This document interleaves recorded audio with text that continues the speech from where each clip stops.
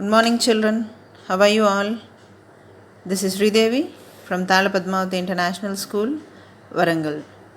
Today I am back with a new topic from grade 7 History, that is, New Kings and Kingdoms, Part 1. What do you know about kings or kingdoms? You may not have witnessed any real kings or kingdoms in today's modern era. Of course, the lifestyle, the way we live is completely changed with the democratic system in our country. But since the past is glorified with such kings and kingdoms, many new dynasties emerged in different parts of the subcontinent by the 7th and 12th centuries. A kingdom is actually a piece of land which is ruled by either a king or else a queen. Students, we explore more about the new kings and kingdoms from this chapter 2, that is New Kings and Kingdoms. Even we have a glorious past situation in our Varangal, that is once upon a time it was called as Orugallu by the ruler Rudramadevi Ganapati Deva of kingdom Kakatiyas. So you are well known about such situations even with our place. So let us go into the topic. Let us know more about it. So in this chapter we will be discussing who are the rulers coming from the non-Kshatriyan clan, what did they ruled, what kind of rituals they performed to get transformed or declared themselves as the rulers, and they belongs to how they have became the warriors of that classes. It's not only from the non-Kshatriyan clan. We have seen some of the Brahmanas also turned to kingship, and the people who worked under the kings who were very good soldiers or the war chiefs also emerged as kings and established their kingdoms. So let us see first emergence of the new dynasties. These new dynasties emerged when the new king emerges or the new kingdom comes into existence. So how can a new kingdom come into existence? Now let me tell you. Firstly, the big landlords or the Samantas were the powerful in the local areas who used to collect the tax and were having the huge area of land under their control. They used to maintain the army of their own army, big army they used to maintain to wage the wars during such conditions. And these landlords used to have a big friendly relationship with the king. When it comes to the local importance, the big landlords used to have more powers to influence the local people, and even the king used to give that importance and support to landlords to control the local regions. So they are given the special status under the leadership of king. At the same time, these Samantas were the subordinates to the king, who used to have their own small army, and they used to collect tax of the specified area or the region where they belongs to, or they are the Samantas of that particular region. And they belongs as Samantas, and out of the tax what they collected used to be divided into two particular parts, and they have used and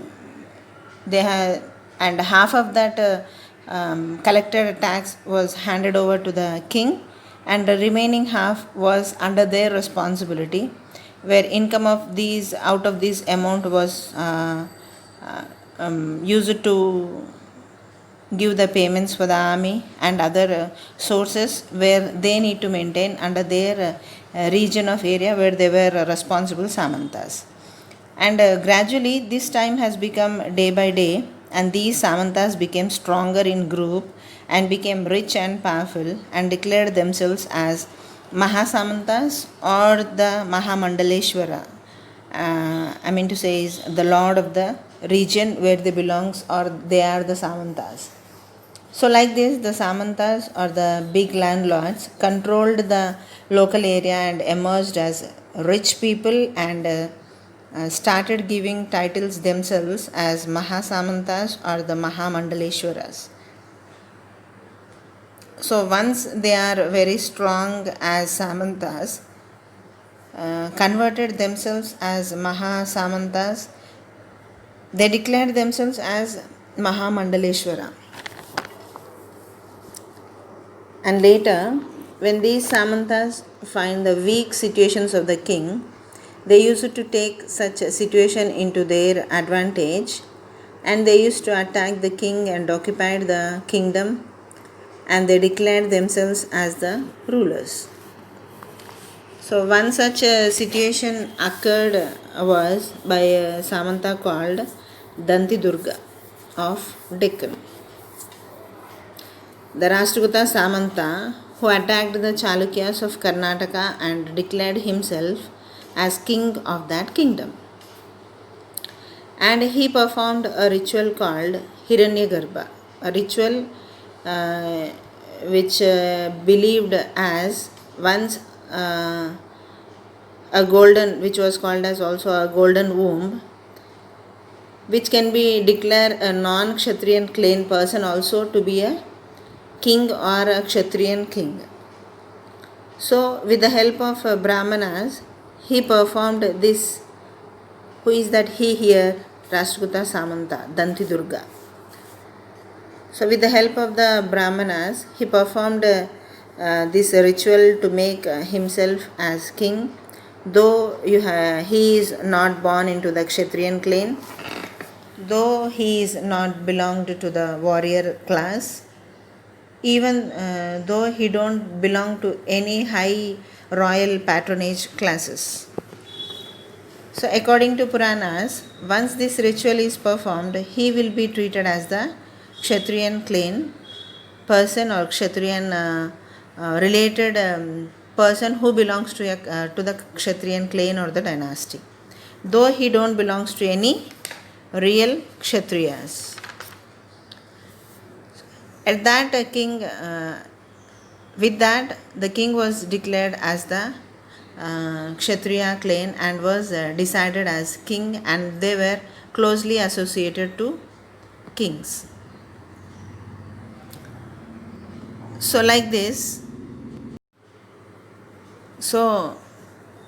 the non-Kshatriyas became the Kshatriyas, who were just the subordinates, like the Danti Durga, overruled his kingdom and became the ruler of Rashtrakuta dynasty. In this way, the Rashtrakuta dynasty has come into existence. It is not only the rulers or the people, those worked under kings, asserted their kings and established their new kingdoms. Though they don't belong to the Kshatriyan regions or they are very closely associated to the Kshatriyas, they were no way connected to them. Actually, they belongs to Brahmanas, very prosperous families. They are from, as you all know, Brahmanas does the prayers in temples, and they were given a very high position in the society during this period. So these such community people also left their original occupation or professionals and joined as kings. So based on their living conditions and based on their existence as kings, too many such constructions were being made during the Chalukyan dynasty. It was around 12th century period. How it has been existed like with the help of Samantas. And one such example, these Brahmanas who turned themselves into kings are Kadamba Mayurashrama and Gurujara Pratiharas Harishchandra. These two were basically Brahmanas, but they left their profession of Purohit like prayers. They took up the arms and started establishing their kingdoms in Rajasthan and Karnataka. Kadambam established in Karnataka and Gurujara Pratiharas Harishchandra established in Rajasthan, and they were very successfully emerged as very strong rulers of the particular region, though their kingdom was very small in the beginning, but later they started expanding. Now let me tell you and about how did the new kings, after becoming the kings, the newly emerged kings gain control over the people of the region, over that areas. It was not that easy that a king is been declared himself as a ruler uh, as a king, but the people should also accept the king where he was a well-known person for certain period of time in the society, and they should pay the tax basing on the believing of king, and the people should agree and they should not revolt against that king. And so how did they maintain all these? So let us know about how the king controlled the people.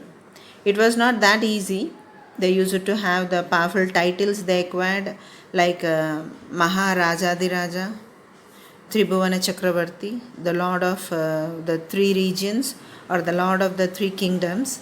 Such titles or the powerful titles are called as high sounding titles, were claimed by newly emerged kings. Though they had the high sounding titles, though they declared themselves as very powerful and very strong kings, they always maintained a very cordial and good relationships with Samantas. They were the local powerful leaders who were like these Samantas, and can emerge as a very strong rulers, and they have the complete control on the local people. So due to this, the kings used to maintain very good relationship with the Samantas, and also with the unions and associations of peasants and traders as well as Brahmanas. Here let me say you, though they were so strong enough, they never misused their power, though they had very high and high sounding titles, they never asserted that they are completely independent. They were dependent and used to share their authorities with the peasants, traders as well as Brahmanas. And they used the collected rent, they used to collect the rent from all these people, because the king is a person who owns the land, and the people using this land cultivating for production of crops, for cultivation of crops. So the king used to collect the tax from these people, and collected tax was used to construct the temples, or for the maintenance of the royal courts, or to wage any wars, etc. Even wars were also like, once the war was done, there is a chance to acquire a lot of wealth, or to get a lot and a huge amount of wealth. Such kind of regards were there from wars. And apart from these, they used to collect tax or the revenues or the rents from traders and people.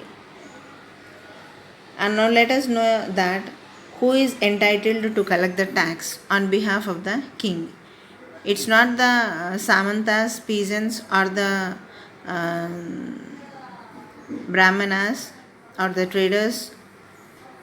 They were the king's relatives or the very influential family people who were chosen to be the tax collectors or the revenue gatherers, because all this was a matter of dealing with a huge amount of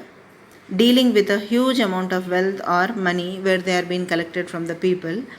So the huge amount cannot be given to the people or the Samantas, or as they are experiencing the role of Samantas, so they never believed all these peasants or whatever the families or collectors of tax separately. They did not maintain any peasants or Samantas or Brahmanas or even traders.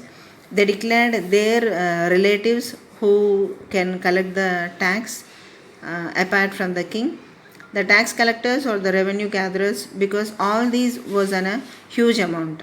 So they have to choose the people who can be mostly the king's related people, who can take the responsibility of collection of tax.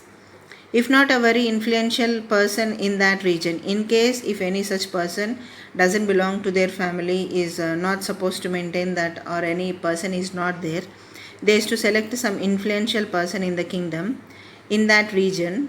That family was taken into consideration. And so like this, the administration of the newly emerged kings or the kingdoms was administered.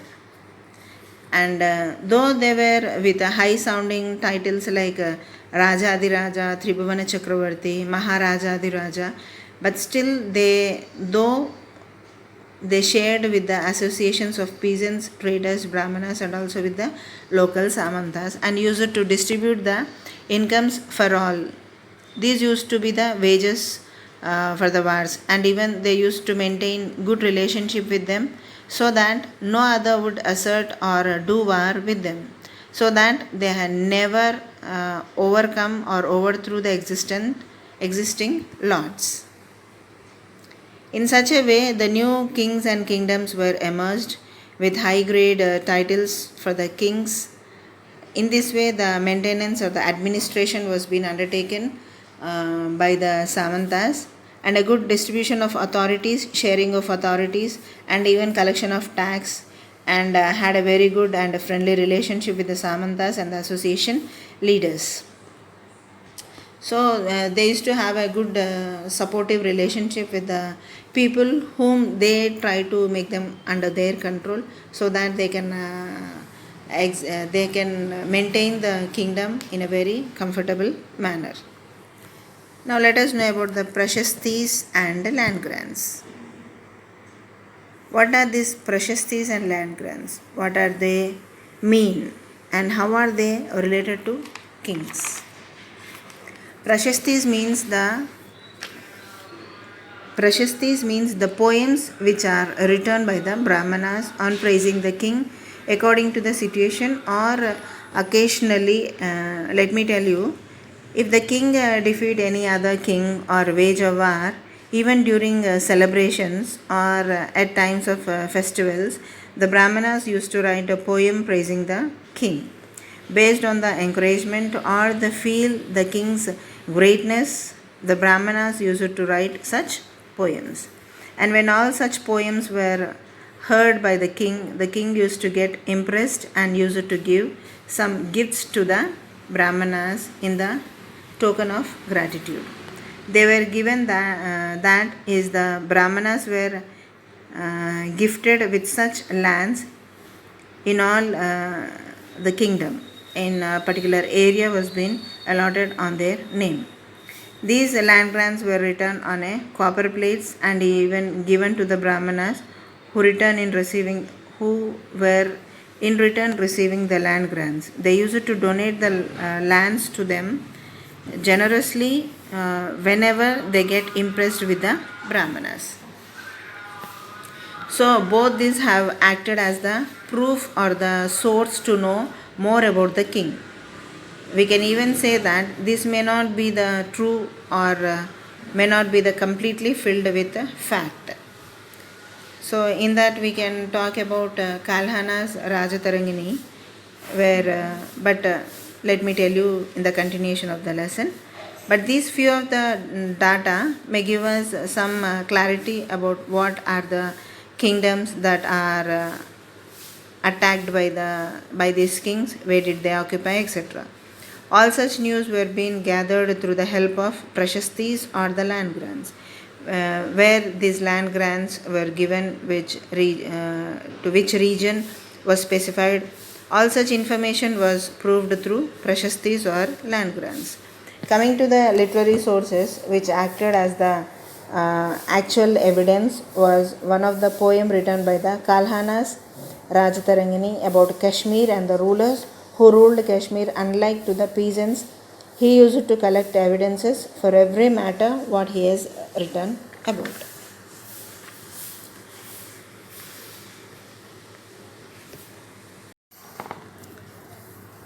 So, if he is writing about a king attacking the other king, he used to collect the inscriptions like if once the king win or the king is victorious, he used to make the inscriptions that this region is occupied by so and so king at some particular time, and so that king defeated a particular king during so and so time or a particular battle. So for this, the best example I can say you that if you go to Thousand Pillar Temple, you can find so many proofs or the inscriptions written on the stone monuments, where we can notice the time period which was during the Kakatiyas, where the proofs were written that which period they are allotted to, at what period of time the temple was constructed. So these were the very good sources, or the archaeological or the anthropological proofs, where we can know that how this is done, when and where it is done. So such type of information was one of the person who belongs to this period of time. Kalhana's Rajatarangini was a book which was written by him, where he has given a detailed information about the king or his period. So the region has come or got emerged into the kingdom of him. So in such a way, they have been particularly gathered and given the proofs where we will be knowing about the kings. So this is a kind of inscription which was in a written form, were used to collect as evidences for the information. And the other source were documents.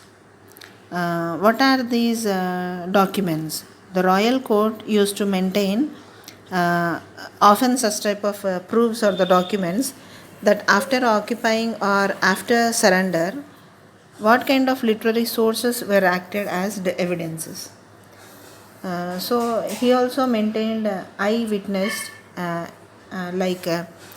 which period of time the war was conducted, and who were the people of that region who observed that war, or else who knows about it, who have seen the war, who have seen the king gathering defeated by the other kingdom. So what happened, or what were the other consequences of the war during that period, that particular time? How did the new king come or emerged during this period? How their rulers were before emerging or even after emerging?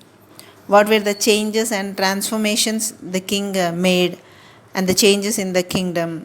Like what changes done in the rulers, whether they are good or difficult for them.